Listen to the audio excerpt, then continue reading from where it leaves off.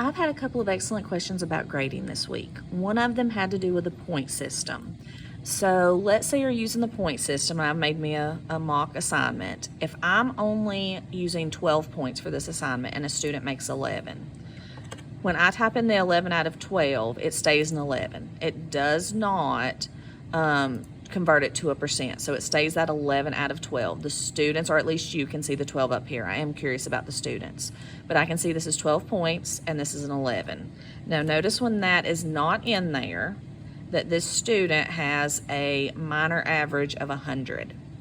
Well, when I put that 11 out of 12, that minor average changes to a 99.95. So if this child had have done not well, and I'd have put a 1, so they got 1 out of 12, notice it drops that minor average a little bit farther. We have a lot of grades, so it's not affecting it greatly.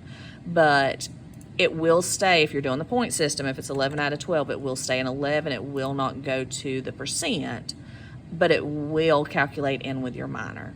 The other thing I was asked about with grading is if you are using extra credit. So if you have a test that the students, if they get 100, that's great. That's 100, and they should get 100 as their test grade in their major, but you gave extra credit, 10 points of extra credit. You will want to leave that as 100 points. And if the student made 110 on it or 109 on it, you will type in that 110 or that 109.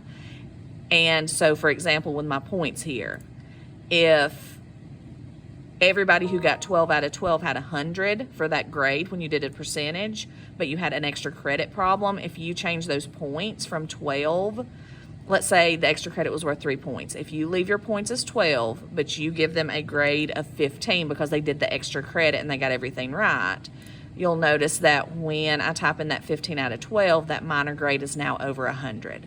So if it is actually worth 100 points for your test, leave your points when you make the assignment as 100, but if there's 10 points extra credit, then you can put that that student made 110.